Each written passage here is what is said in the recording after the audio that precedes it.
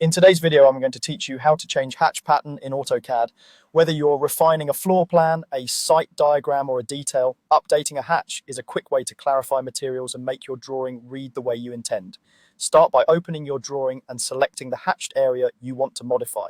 Click directly on the hatch, not the boundary lines. You should see grips and a context ribbon appear, which tells you the hatch is active. If it doesn't highlight, zoom in and try again to make sure you're grabbing the filled region. It's also worth checking that the hatches layer is turned on and unlocked so you can edit it without any hiccups. Next, right-click on the selected hatch and choose Hatch Edit. If you prefer the keyboard, type Hatch Edit in the command line and press Enter. Both methods open the hatch editor, which is where you'll make all your changes.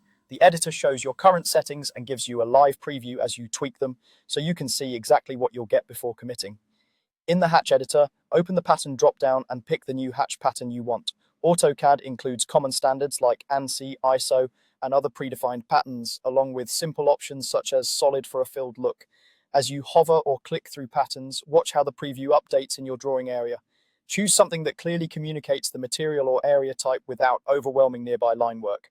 Now adjust the scale, angle, and any other relevant settings. The scale controls how dense or sparse the hatch appears. If your drawing units are large and the hatch looks like a solid mass, increase the scale. If it looks too faint or widely spaced, decrease it. The angle rotates the pattern, which is especially helpful for aligning wood grain, concrete hatching, or directional symbols with your geometry.